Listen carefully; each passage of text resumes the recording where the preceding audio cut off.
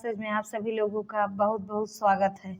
आप लोग देख रहे हैं टीजीटी के प्रश्नोत्तरी, जिसमें आपका 125 क्वेश्चन सॉल्व करवाया जाता है और वो 125 क्वेश्चन बेहतरीन रहता है। देखते हैं आज का पहला क्वेश्चन। आप लोग आंसर भी दीजिएगा और कमेंट बॉक्स में ज़रूर लिखिएगा कि 125 में आपका कितना क्वेश्चन सही गया है। सुमित्रा नंदन पंत की रचनाएं मुख्यतः किस युग से संबद्ध हैं? प्रगतिवाद युग से, द्विवेदी युग से, छायावादोत्तर युग से, छायावाद युग से। तो एक का बेहतरीन जवाब आपका डी हो जाएगा, छायावाद युग से संबंधित है। तो इन्हें जो सुमित्रा नंदन पंत जी हैं, इनको प्रकृति का सुकुमार कवि भी कहा जाता है। इनकी अन्य रचनाएं हैं जो आप लोग नोट करते चलेंगे। जब नोट करते चलेंगे तो इससे इर्द गिर्द जब क्वेश्चन पूछा जाएगा तो आपका सही हो जाएगा। तो लिखिए आप लोग, उच्छ्वास, ग्रंथ, वीणा, पल्लव, गुंजन आदि। अच्छा, एक इनकी रचना चिदम्बरा, नोट करते चलिए। जो चिदम्बरा है, इस पर इनको ज्ञानपीठ पुरस्कार मिला है। कौन सा भैया? ज्ञान। कई बार तो ये क्वेश्चन आ चुका है कि सुमित्रा नंदन पंत की किस रचना पर ज्ञानपीठ पुरस्कार मिला है, तो आपको लिखना पड़ेगा वहाँ चिदम्बरा पर मिला है। अगला क्वेश्चन देखते हैं, क्वेश्चन नंबर 2। दुख ही जीवन की कथा रही, क्या कहूँ आज जो नहीं कही। उपयुक्त पंक्तियां हैं सूर्यकांत त्रिपाठी निराला की, सुमित्रा नंदन पंत की, महादेवी वर्मा की, जयशंकर प्रसाद की। बताएंगे भैया। 2 का बेहतरीन जवाब ये हो जाएगा, सूर्यकांत त्रिपाठी निराला जी की हैं। ये पंक्ति किसकी है भैया? सूर्यकांत त्रिपाठी निराला की है। अगला देखेंगे, क्वेश्चन नंबर 3। उर्मिला किसका प्रबंध काव्य है? बताएंगे भैया। नरेंद्र शर्मा का, बी रामेश्वर शुक्ल अंचल का, सी बालकृष्ण शर्मा नवीन का, डी इनमें से कोई नहीं। तो तीसरा का बेहतरीन जवाब आपका हो जाएगा भैया, किसका है? सी बालकृष्ण शर्मा नवीन का है। तो इनका और नोट कर लीजिए कि ताकि इनसे जुड़ी अगर और रचनाएं आए तो आपका सही हो जाएगा। लिखिएगा आप लोग भैया, आप पलक, रश्मि रेखा, क्वासी, हम बिस्पाई जन्म के, प्राणार्पण और विनोबा स्तवन आदि इनकी और रचनाएं हैं। और छायावाद के अन्य कवि जो हैं, नरेंद्र शर्मा जो हैं, इनकी प्रसिद्ध कृतियां आप लोग लिख लीजिए, पलाश वन है और प्रवासी के गीत हैं। अगला क्वेश्चन देखिएगा। अब ये सब आप लोग नोट करते चलिए। अच्छा, इनसे संबंधित अगर आपको और रचनाएं इकट्ठा मिलती हैं तो आप लोग नोट करते चलेंगे। ये सब इम्पॉर्टेंट कवि हैं, कवियों की तो कमी नहीं है।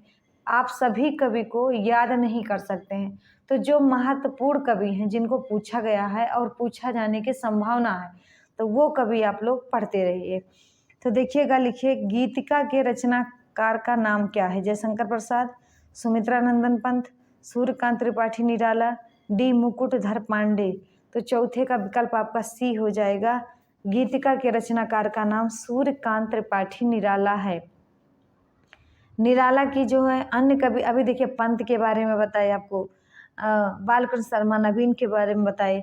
अब आप लिख लीजिए निराला की अन्य रचनाएं जो पूछी जाती हैं। अनामिका लिख लीजिए, तुलसीदास लिख लीजिए, सरोज स्मृति लिख लीजिए, राम की शक्ति पूजा, परिमल, जूही की कली, अधिवास, पंचवटी प्रसंग आदि, ये सब इनकी रचनाएं हैं। अगला देखेंगे भैया, क्वेश्चन नंबर 5। जयशंकर प्रसाद की काव्य कृतियों का सही अनुक्रम क्या है? तो इसका क्रम बताना है। लहर, आंसू, उर्वशी, झरना। तो इसमें कौन सा क्रम है आप लोग बताइएगा। तो 5 का भैया, 5 का सी हो जाएगा। इसका क्रम है, सबसे पहले उर्वशी लिखा इन्होंने, फिर झरना लिखा, फिर आंसू लिखा, फिर लहर लिखा। अगला देखेंगे, क्वेश्चन नंबर 6। छायावाद का पूर्व आभास किस कवि की रचनाओं में प्रकट हुआ? तो बताएंगे भैया, मुकुटधर पांडे, बी रूप नारायण पांडे, सी लोचन प्रसाद पांडे, डी श्याम नारायण पांडे। तो 6 का विकल्प कौन सा हो जाएगा भैया? बताएंगे आप लोग। तो 6 का विकल्प आपका ए हो जाएगा, मुकुटधर पांडे। अगला देखिएगा, क्वेश्चन नंबर,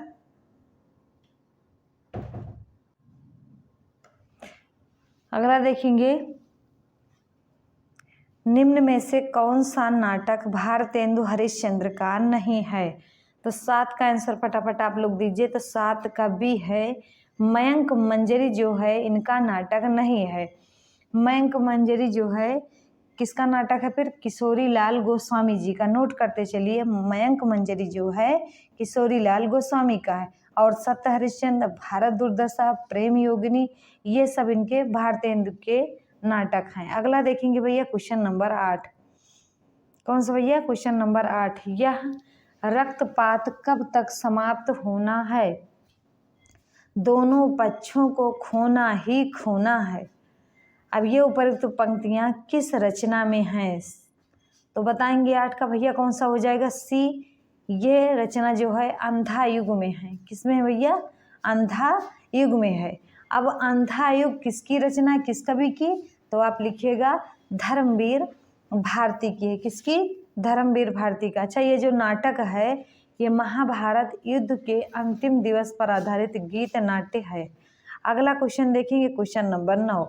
भारत में सबसे पहले पश्चिमी रंगमंच की स्थापना डाट डाट में हुई। बताएंगे मुंबई में, उज्जैन में, बंगाल में, कर्नाटक में। तो बताएंगे 9 का कौन सा सही हो जाएगा भैया? तो इसकी स्थापना आपका बंगाल में हुआ था। बंगाल में कोलकाता में हुई। अगला देखेंगे क्वेश्चन नंबर 10।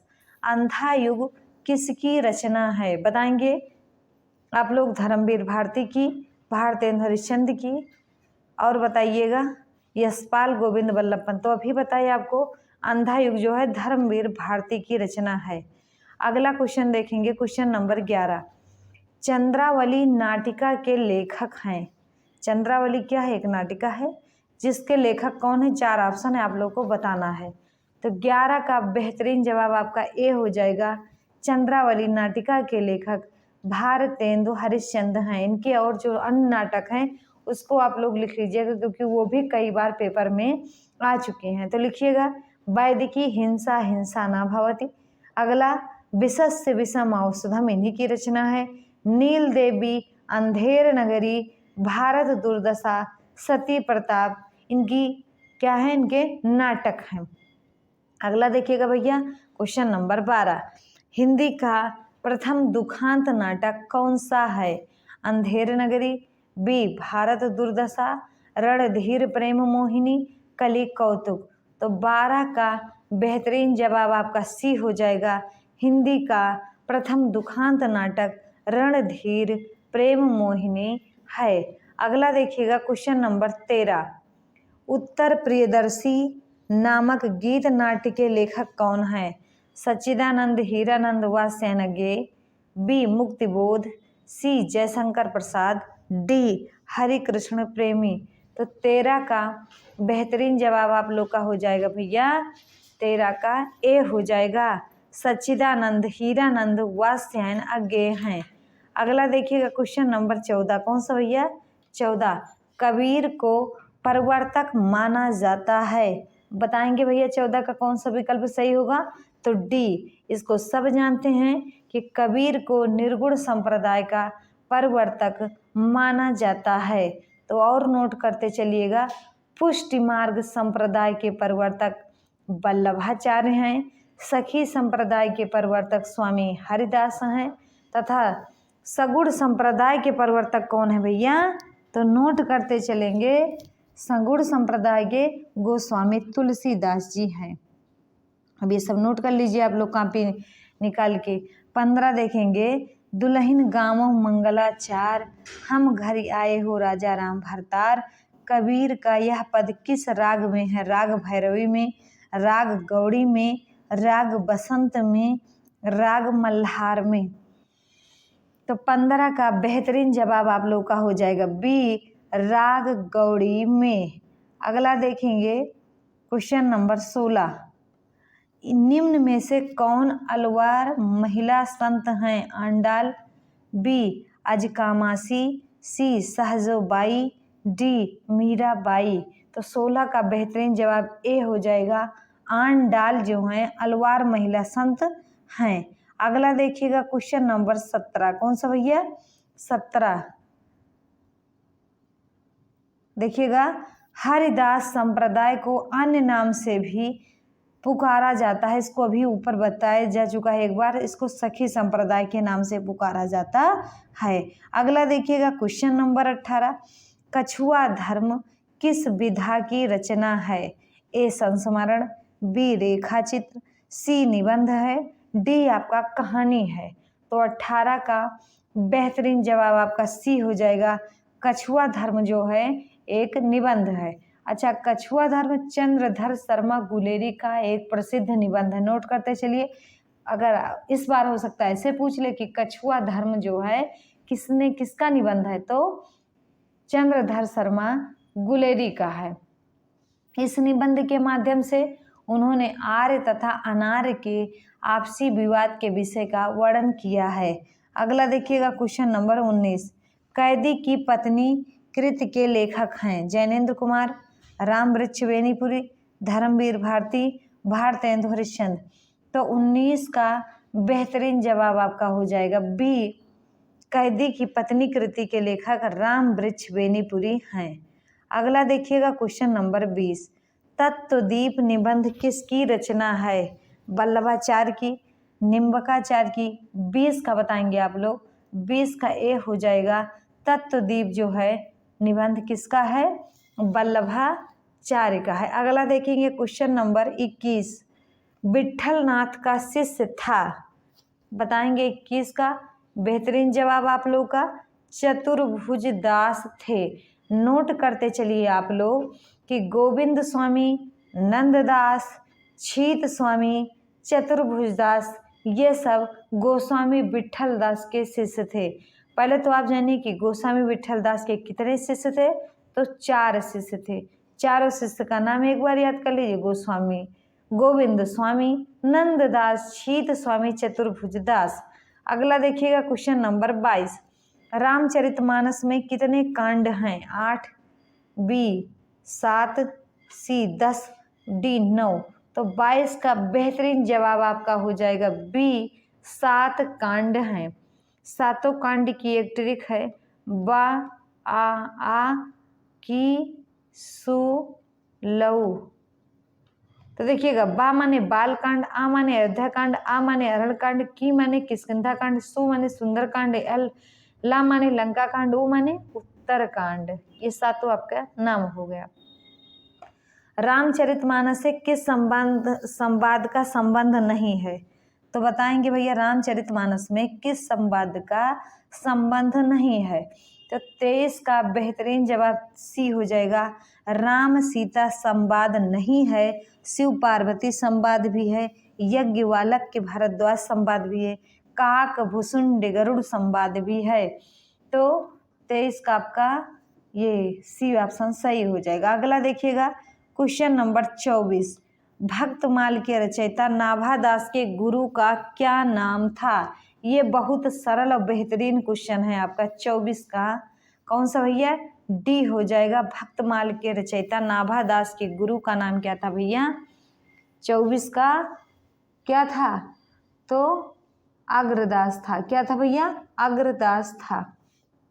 अगला देखिएगा क्वेश्चन नंबर 25।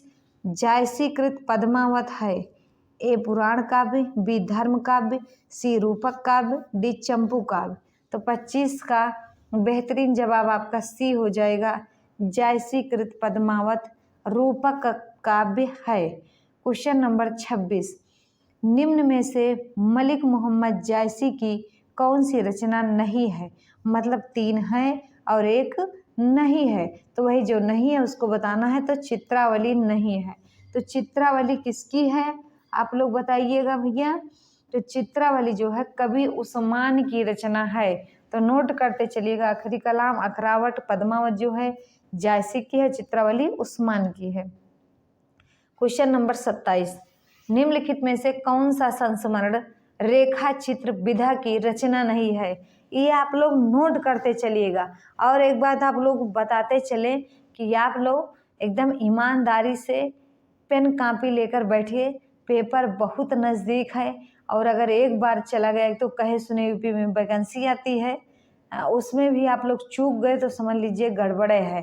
तो इसीलिए बेहतरीन तैयारी आप लोग प्रत्येक दिन एक प्रैक्टिस सेट लगाइए और डिटेल पढ़िए। जो चीज़ें समझ में ना आए वो कमेंट बॉक्स में लिखिए कि मैडम जी ये चीज़ें हमको अलग से आप पढ़ा दीजिए, तो आपको पढ़ाया जाएगा। तो देखते हैं 27 नंबर, कौन सा संस्मरण रेखा चित्र विधा की रचना नहीं है, मतलब 3 है और 1 नहीं, 27 का डी। ज्योति विहग आपका नहीं है, और पदम पराग अतीत के चलचित्र माटी की मूर्ति ये सब है। अगला देखिएगा क्वेश्चन नंबर 28, भारतीय नारी की समस्याओं को आधार बनाकर महादेवी वर्मा ने कौन सा ग्रंथ लिखा है? पथ के साथी, श्रृंखला की कड़ियाँ, सी अतीत के चलचित्र, डी इनमें से कोई नहीं। तो 28 का बेहतरीन जवाब आपका बी हो जाएगा, श्रृंखला की कड़ियाँ। अगला देखिएगा क्वेश्चन नंबर 29, माधव नल काम कंदला किसकी रचना है? ए बोधा की, बी ठाकुर की, सी गंग की, डी आलम की। तो 29 का बेहतरीन जवाब आपका डी हो जाएगा, माधवा नलकाम कंदला आलम की रचना है। अगला देखिएगा क्वेश्चन नंबर 30, 8 मास बीते जजमान अब तो करो दक्षिणा दान, पंक्तियों का संबंध किस संपादक से है? तो 30 का बेहतरीन जवाब आप लोग का बी हो जाएगा, इसको प्रताप नारायण मिश्र ने ये कहा है। किसने कहा भैया? प्रताप नारायण मिश्र ने। अगला देखिएगा क्वेश्चन नंबर 31, कौन सा भैया? 31, हिंदी साहित्य से रीत काल को श्रृंगार काल कहा है, बताएंगे 31 का? तो सी आपका सही हो जाएगा, आचार्य विश्वनाथ प्रसाद मिश्र ने रीत काल को श्रृंगार काल कहा है। अगला क्वेश्चन देखिएगा 32, कवित्त रत्नाकर के रचनाकार कौन है, बताएंगे आप लोग? जगन्नाथ दास रत्नाकर, सेनापति, घनानंद, अयोध्या सिंह उपाध्याय, हरिऔध। तो 32 का बेहतरीन जवाब बी हो जाएगा, सेनापति। अगला क्वेश्चन देखिएगा क्वेश्चन नंबर 33, कौन सा भैया? 33, गंगा लहरी किसकी रचना है? मतीराम की, पद्माकर की, ठाकुर की, बोधा की। तो 33 का बेहतरीन जवाब गंगा लहरी जो है पद्माकर की रचना है। अगला देखिएगा क्वेश्चन नंबर 34, रामविलास शर्मा की आत्मकथा अपनी धरती अपने लोग कितने खंडों में विभक्त है? 2, 3, 1, 4। तो 34 का बेहतरीन जवाब बी हो जाएगा, 3 खंडों में विभक्त है। अगला देखेंगे भैया क्वेश्चन नंबर 35, हिंदी आलोचना का इतिहास कौन से काल से माना जाता है? भक्ति काल, आदिकाल, वीरगाथा काल, आधुनिक काल। तो 35 का बेहतरीन जवाब आपका डी हो जाएगा, आधुनिक काल से माना जाता है। अगला देखिएगा 36 नंबर, त्रिशूल उपनाम किसका है? सुमित्रा नंदन पंत का, रामधारी सिंह दिनकर का, राम नरेश त्रिपाठी का, गया प्रसाद शुक्ल स्नेही का। तो 36 का बेहतरीन जवाब डी, गया प्रसाद शुक्ल स्नेही का है। अगला देखिएगा क्वेश्चन नंबर 37, आदिकाल को बीजोपन काल नाम किसने दिया? तो बताएंगे भैया आचार्य विश्वनाथ प्रसाद मिश्र ने। 37 का बताएंगे, बेहतरीन जवाब सी हो जाएगा, आचार्य महावीर प्रसाद द्विवेदी ने दिया। तो इसको नोट आप लोग करते चलिए कि चारण काल किसने कहा आदिकाल को? तो ग्यर्सन ने कहा। आरंभिक काल किसने कहा? मिश्र बंधु ने कहा। प्रारंभिक काल किसने कहा? गणपति चंद्रगुप्त ने कहा।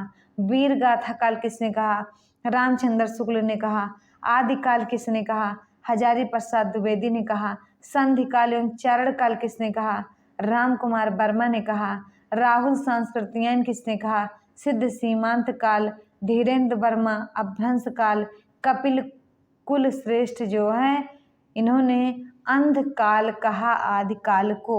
अगला क्वेश्चन देखिएगा क्वेश्चन नंबर 38, हिंदी साहित्य का वैज्ञानिक इतिहास के लेखक कौन है? तो 38 का बेहतरीन जवाब आपका बी हो जाएगा, डॉक्टर गणपति चंद्रगुप्त जो हैं हिंदी साहित्य का वैज्ञानिक इतिहास लिखे हैं। अगला देखिएगा क्वेश्चन नंबर 39, हिंदी कोविद रत्नमाला के लेखक कौन हैं? महावीर प्रसाद द्विवेदी, श्याम सुंदर दास, रामचंद्र, भारतेंदु हरिश्चंद्र। तो 39 का आपका हो जाएगा भैया बी, श्याम सुंदर दास।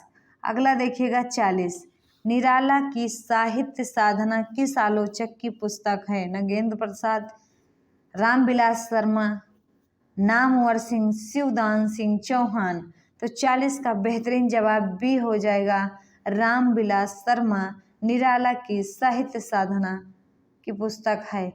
अगला देखना 41 नंबर, मनीषी की लोक यात्रा किसकी जीवनी है? तो 41 का बेहतरीन जवाब सी हो जाएगा, मनीषी की लोक यात्रा जो है कविनाथ गोपीराज की जीवनी है।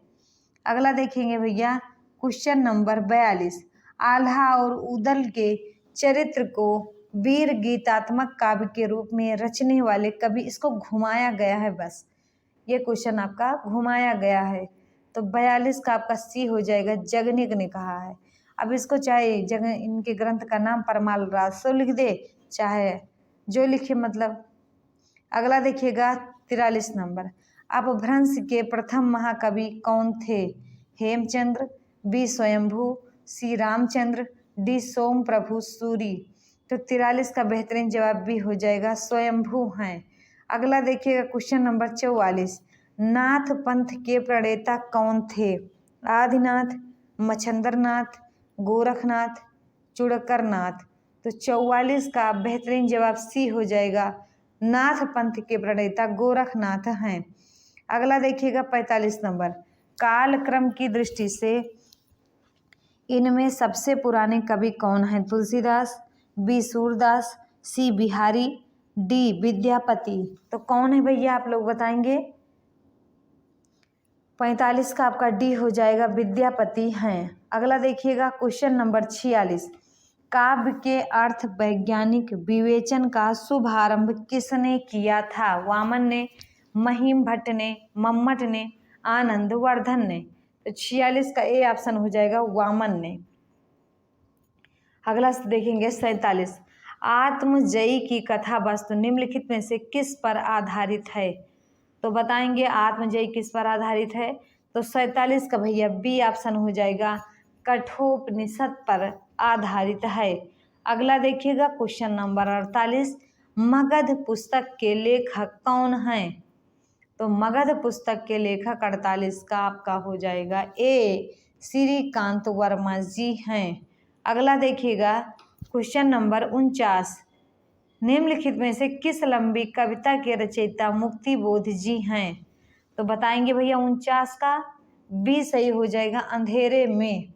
अगला देखेंगे क्वेश्चन नंबर 50, वर्ष 1951 में प्रकाशित दूसरा तार सप्तक में कौन सी कवित्री शामिल थी? तो बताएंगे भैया एक कवित्री इसमें की है जो शामिल थी। तो 50 का सी हो जाएगा, शकुंतला माथुर। अगला देखिएगा 51, केदारनाथ अग्रवाल किस काव्य धारा के कवि हैं? तो 51 का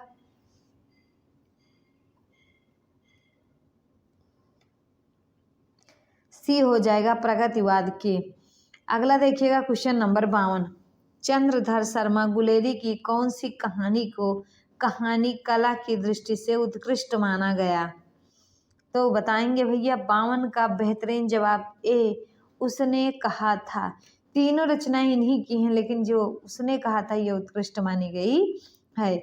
अगला देखिए क्वेश्चन नंबर 53, निम्नलिखित में से कौन कहानीकार प्रेमचंद्र युग में ही प्रतिष्ठा प्राप्त कर चुका था? तो 53 का बेहतरीन जवाब सी हो जाएगा, जैनेन्द्र जो है प्रेम युग में ही प्रतिष्ठा को प्राप्त कर चुके थे। अगला देखेंगे क्वेश्चन नंबर 54, वारेंग हेस्टिंगस का सांड कहानी की रचना किसने की है? शिवमूर्ति, संजीव, उदय प्रकाश, सृंजय। तो 54 का बेहतरीन जवाब आपका सी हो जाएगा, उदय प्रकाश ने की थी वारेंग हेस्टिंगस का सांड। अगला देखिएगा क्वेश्चन नंबर 55, राजा निर्बंसिया कहानी के लेखक कौन हैं? पानु खोलिया, कमलेश्वर, हरिशंकर परसाई, रविंद्र कालिया। तो 55 का बी हो जाएगा, कमलेश्वर। अगला देखिएगा 56 नंबर, मैथिली शरण गुप्त द्वारा रचित जयद्रथ वध क्या है? तो बताएंगे 56 का बेहतरीन जवाब खंड काव्य है। अगला देखिए क्वेश्चन नंबर 57, शेखर एक जीवनी कैसा उपन्यास है? तो बताएंगे 57 का आपका बी हो जाएगा, मनोविश्लेषणवादी। अगला देखिएगा 58, आचार्य रामचंद्र शुक्ल के अनुसार हिंदी का पहला उपन्यास कौन है? तो परीक्षा गुरु इन्होंने पहला उपन्यास माना है। अगला देखिएगा 59 नंबर, कौन सा 59, निम्नलिखित में से किस रचना की पृष्ठभूमि मछुआरा जीवन है? तो बताएंगे भैया, कब तक पुकारूं, मछली मरी हुई, सागर लहरे और मनुष्य, आधा गांव। तो 59 का कौन सा हो जाएगा? सी, सागर लहरे और मनुष्य। अगला देखिएगा 60, मैला आंचल में पूड़िया के किसी गांव में रहकर डॉक्टर प्रशांत किस संबंध में रिसर्च करना चाहता था? तो बताएंगे भैया 60 का आंसर आपका हो जाएगा डी, मलेरिया और काला आजार के संबंध में। अगला देखिएगा 61 नंबर, नहुस के रचनाकार कौन है? ये बहुत बेहतरीन क्वेश्चन है और बहुत सरल भी, तो इसका नोट कर लीजिए, नहुस के रचनाकार कौन है? तो 61 का ए हो जाएगा मैथिली शरण गुप्त। अगला देखिएगा क्वेश्चन नंबर 62, भागवंती उपन्यास के रचयिता हैं सुदर्शन, ज्ञानेंद्र, राम वृक्ष बेनीपुरी, सच्चिदानंद, हीरानंद व सेनज्ञ। तो 62 का कौन सा हो जाएगा भैया? ए हो जाएगा, भागवंती उपन्यास के रचयिता सुदर्शन जी हैं। अगला देखिएगा क्वेश्चन नंबर 63, नेताजी कहिन के लेखक हैं? बताएंगे भैया 63 का डी हो जाएगा, मनोहर श्याम जोशी जी हैं। अगला क्वेश्चन देखेंगे 64 नंबर, अमृत राय का उपन्यास है? तो बताएंगे भैया 64 का कौन सा हो जाएगा? सी, बीज है। अगला देखिएगा 65 नंबर, अनाम दास का पोथा शीर्षक उपन्यास के लेखक कौन हैं? अनाम दास का पोथा तो हजारी प्रसाद द्विवेदी जी हैं। अगला देखिएगा क्वेश्चन नंबर 66, सदाचार की ताबीज किसकी रचना है? शरद जोशी, श्रीलाल शुक्ल, हरिशंकर परसाई, राम नारायण उपाध्याय। तो 66 का बेहतरीन जवाब आपका सी हो जाएगा, हरिशंकर परसाई। अगला देखेंगे 67 नंबर, कथा सतीसर की लेखिका कौन है? तो 67 का जवाब आपका हो जाएगा डी, चंद्रकांता जो है कथा सतीसर की लेखिका हैं। क्वेश्चन नंबर 68, छत्तीसगढ़ी किस भाषा की बोली है? तो बताएंगे 68 का आपका हो जाएगा भैया डी, पूर्वी हिंदी की बोली है। अगला देखिएगा 69 नंबर, पश्चिमी हिंदी के अंतर्गत कौन सी बोली आती है? तो बताएंगे भैया 69 का हो जाएगा आपका ए, कन्नौजी आती है।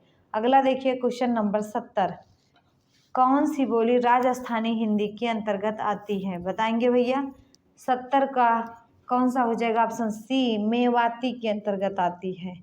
अगला देखिएगा 71 नंबर, कौन सा उपन्यास देवकी नंदन खत्री का नहीं है?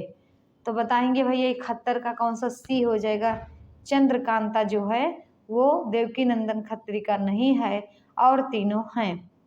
अगला देखिए भैया क्वेश्चन नंबर 72, भारतवर्ष के लिए हिंदी भाषा का नाम सबसे पहले किसने सुझाया? तो बताएंगे किसने सुझाया था?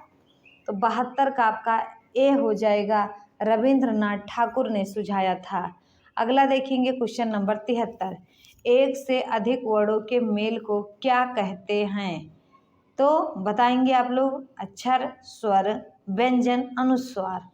तो बताएंगे आप लोग 73 का सी हो जाएगा, एक से अधिक वर्णों के मेल को व्यंजन कहते हैं, क्योंकि व्यंजन में एक स्वर और एक स्वर भी होता है और एक आपका व्यंजन भी होता है।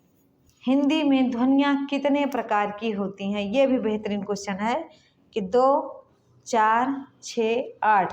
तो 74 का बेहतरीन जवाब आप लोग का हो जाएगा भैया 74 का कौन सा हो जाएगा? बी ऑप्शन सही हो जाएगा, हिंदी में ध्वनियाँ 4 प्रकार की होती हैं। अगला देखिएगा 75 नंबर, मात्रा के आधार पर स्वर कितने प्रकार के होते हैं? तो हर दीर्घ स्वर और मात्रा के आधार पर एक मात्रिक, दो मात्रिक और 3। तो बी ऑप्शन आपका सही हो जाएगा। अगला देखिएगा क्वेश्चन नंबर क्या हो जाएगा? 76, यहाँ वहाँ दुई बालक देखा, मति भ्रम मोर की आन बिसेखा, देख राम जननी अकुलानी, प्रभु हंस दीन मधुर मुस्कानी। अब इसमें देखिएगा कौन सा रस है, तो 76 का आपका हो जाएगा भैया, कौन सा डी हो जाएगा इसमें, अद्भुत रस है। कौन सा भैया, अद्भुत रस है। अगला देखेंगे क्वेश्चन नंबर 77, कहत नटत रीझत खिझत, मिलत खिलत लजियात, भरे भवन में करत हैं, नैनन ही सो बात। अब इसमें श्रृंगार रस है, वो भी कौन सा श्रृंगार रस, तो संयोग श्रृंगार है भैया। अगला देखिएगा नैनन सो हंसी, नैनन वैनन की बात जहाँ आएगी वहाँ श्रृंगार रस ही रहेगा। अब लो नसानी अब ना नसइयों में कौन सा रस है, तो बताएंगे भैया 78 का कौन सा हो जाएगा, 78 का आपका ए हो जाएगा, शांत रस है। जैसे ये कवि की जितनी रचनाएं हैं, कवि कबीरदास की जितनी भी रचनाएं, जितनी भी पंक्ति आपसे पूछी जाए वो सब में आप शांत रस लगा दीजिएगा, क्योंकि ये निर्गुण के थे ना। आगे देखना 79 का, आयो आयो सुनत ही शिव सरजा सब नाम, बैरी नारी दृग जलन सो, बूढ़ जात अरि काम। अब बताइएगा कौन सा अलंकार है इसमें, तो 79 का आपका हो जाएगा भैया ए, अतिशयोक्त अलंकार है। कौन सा, अतिशयोक्त। अगला देखेंगे क्वेश्चन नंबर 80, कौन सा 80, ओस बिंदु चुग रही हंसनी, उनको मोती जान। उपयुक्त पंक्तियों में कौन सा अलंकार है, बताएंगे। उनको मोती जान, मतलब मोती जान कर उनको चुग रही है, तो 80 का बेहतरीन जवाब आपका सी हो जाएगा, क्योंकि उसे भ्रांति हुई है और ओस की बूंदों को समझ रही कि ये मोती है, और जहाँ किसी सही व्यक्ति को गलत मान कर काम भी हो जाता वहाँ आपका भ्रांतिमान अलंकार होता है। अगला देखिए क्वेश्चन नंबर 21, मधुर मधुर मेरे दीपक जल में अलंकार है। अब बताएंगे आप लोग कौन सा अलंकार हो जाएगा, 81 का डी हो जाएगा, यहाँ पुनरुक्ति प्रकाश अलंकार है। अगला देखिएगा 82 नंबर, इंद्र प्रजा छंद के प्रत्येक चरण में कुल पढ़ होते हैं, तो 82 का बताएंगे आप लोग सी हो जाएगा, 11 होते हैं। अगला देखिएगा क्वेश्चन नंबर 83, सुमुखी छंद में कितने वर्ण होते हैं, 23, 24, 22, 25, तो बताएंगे 83 का भैया ए हो जाएगा, सुमुखी में 23 वर्ण होते हैं। अगला देखिएगा 84 नंबर, सुंदरी छंद में कितने वर्ण होते हैं, तो 84 का। अब ये सब वन लाइनर है, इसको आप लोग नोट करते इसे चलिए और याद करते चलिए। 84 का ए हो जाएगा 25।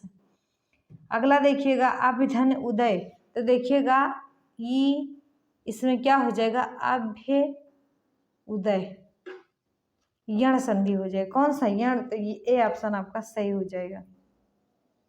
अगला देखिएगा 86 नंबर, सदानंद का संधि विच्छेद कीजिए, सत धनानंद, तो इसमें बताइएगा एक बार हलंत में सत में ता में हलंत है, एक बार बिना हलंत वाला, तो कौन सा सही होगा, तो 86 का आपका सही हो जाएगा भैया ए, सत धन आनंद। अगला देखिएगा ता में हलंत रहेगा। अगला देखिएगा क्वेश्चन नंबर 87, संधियां 3 प्रकार की होती हैं, कौन कौन सी, स्वर संधि, व्यंजन संधि, विसर्ग संधि। उसमें भी स्वर संधि के भी कितने पार्ट होते हैं, 5। अब यहाँ देखिए क्या क्वेश्चन पूछ रहा है, संधियां कितने प्रकार की हैं, और एक प्रकार की संधि नहीं है, तो अनुस्वार संधि का प्रकार नहीं है। क्वेश्चन नंबर 88 देखेंगे, देशभक्ति में कौन सा समास है, तो देश के लिए भक्ति, तो जहाँ के लिए बात है वहाँ तत्पुरुष समास होता है, जहाँ उत्तर पद की प्रधानता होती है वहाँ भी आपका तत्पुरुष समास होता है। अव्ययी भाव समास में क्या होता है, पहला पद अव्यय होता है, दूसरा पद क्या होता है, संज्ञा होता है।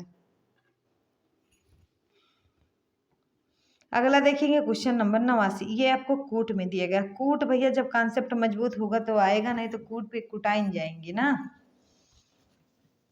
89 का बताइएगा आप लोग कौन सा हो जाएगा भैया, तो मिलान करिए 89 का, तो 89 का सी ऑप्शन सही हो जाएगा, 3 4 2 1, 3 4 2 1। अगला देखिएगा क्वेश्चन नंबर 90, आसमान फट जाना, कौन सा भैया, आसमान फट जाना का सही अर्थ क्या होगा, तो बताएंगे 90 का आपका हो जाएगा डी, अचानक आफत आ पड़ना आसमान फट जाना के बराबर है। अगला देखिएगा क्वेश्चन नंबर 91, स्वावलंबी होने के लिए सही मुहावरा क्या होगा? तो बताएंगे पाँव बाहर होना, पानी फेर देना, पैरों पर खड़ा होना, फूंक फूंक कर पैर रखना। तो 91 का बेहतरीन जवाब आपका सी हो जाएगा, पैरों पर खड़ा होना, स्वावलंबी होना होगा। अगला देखिए क्वेश्चन नंबर 92, बोए पेड़ बबूल के आम कहाँ से होए? तो बताएंगे इसमें क्या हो जाएगा 92 का, ये बहुत बेहतरीन है, बी, जैसा कर्म करोगे वैसा फल मिलेगा। अगला देखिएगा 93 नंबर, अखरोट शब्द किस विदेशी भाषा से आया है? तो 93 का आपका हो जाएगा भैया ए, अखरोट शब्द पश्ती भाषा से आया, पश्ती विदेशी भाषा से। ग्रंथ का तद्भव क्या है? तो बताएंगे भैया 94 का कौन सा हो जाएगा? ए हो जाएगा, ग्रंथ का तद्भव गांठ है। 95 बताएंगे निम्न में से कौन सा शब्द तत्सम है? तो क्षेत्र जो है क्या है आपका तत्सम है। हम आपको बताते चले, जहाँ छा दिखाई दे, त्रा दिखाई दे, और क्या है ज्ञान दिखाई दे, सरा दिखाई दे, मतलब संयुक्त वर्ड जहाँ दिखाई दे आपका, तो 99% ऐसा केस होता है कि जहाँ आपका क्या हो जाता है, तत्सम हो जाता है। अगला देखिए क्वेश्चन नंबर 96, ने का प्रयोग किस कारक के साथ होता है? तो बताएंगे भैया कर्ता के साथ, संप्रदान के साथ क्या होता है, के लिए, और कारण के साथ क्या होता है, से द्वारा, और कर्म के साथ को होता है। तो अगला देखेंगे क्वेश्चन नंबर 97, कौन सा भैया 97, किस वाक्य में कर्म कारक है? तो बताएंगे भैया यह गोपाल की पुस्तक है, छत पर बैठे हैं, लड़का पत्थर फेंकता है, तो लड़का पत्थर को फेंकता है, बी ऑप्शन सही हो जाएगा। जो क्रिया कर्म का बोध नहीं कराती है उसे क्या कहते हैं? बताएंगे भैया कर्म का बोध न कराए उसे कहते हैं अकर्मक क्रिया। अगला देखिएगा क्वेश्चन नंबर 99, कौन सा भैया क्वेश्चन नंबर 99, दिए गए 4 विकल्पों में से कौन सा शब्द स्त्रीलिंग है? तो बताएंगे भैया 99 का आपका सही हो जाएगा बी, प्रकृति जो है स्त्रीलिंग है। अगला देखेंगे 100 नंबर का, मतलब शतक आप लोग मार देने जा रहे हैं। शतक में कितना क्वेश्चन कर पाए ये एवरेज निकाल लीजिए अभी आप लोग। दिए गए 4 विकल्पों में से कौन सा पुल्लिंग है? बताते चले भैया, जब पुल्लिंग स्त्रीलिंग की बात आए तो आप लोग क्या करिए कि वाक्य जोड़ कर ही बनाइएगा, तो एकदम सही हो जाएगा आपका। तो 100 का बेहतरीन जवाब आपका सी हो जाएगा, जीरा जो है खाया जाता है, खाई नहीं जाती, तो जीरा आपका पुल्लिंग हो जाएगा। अगला देखेंगे 101, नेता का स्त्रीलिंग दिए गए विकल्पों में से कौन सा है? नेत्री, नेता, नेतानी, नेतृत्व। तो जहाँ भी तापे शब्द में तापे की मात्रा ता लगे तो उसको त्री हो जाता है, तो मतलब कौन सा हो जाएगा भैया ए, नेत्री। अगला देखेंगे क्वेश्चन नंबर 102, पानी शब्द का वचन बताइए। तो 102 का बी हो जाएगा, पानी सदैव एक वचन में होता है। अगला देखिएगा 103, निम्नलिखित विकल्पों में से दिशा शब्द का बहुवचन कौन सा है? तो 103 का आपका हो जाएगा बी, दिशा का दिशाएं होगा। अगला देखिएगा क्वेश्चन नंबर 104, निम्नलिखित विकल्पों में से रीत शब्द का बहुवचन कौन सा है? तो बताएंगे 104 का बेहतरीन जवाब आपका हो जाएगा भैया बी, रीतियां है। अगला देखिएगा क्वेश्चन नंबर 105, दिशाएं ही जिनके वस्त्र हैं तो उन्हें क्या कहते हैं? तो दिगंबर कहते हैं। क्या कहते हैं? दिगंबर। युद्ध की इच्छा रखने वाला क्या हो जाएगा? युयुत्सु। मुमुक्षु माने मोक्ष की इच्छा रखने वाला। बहुश्रुत, मौक्तिक।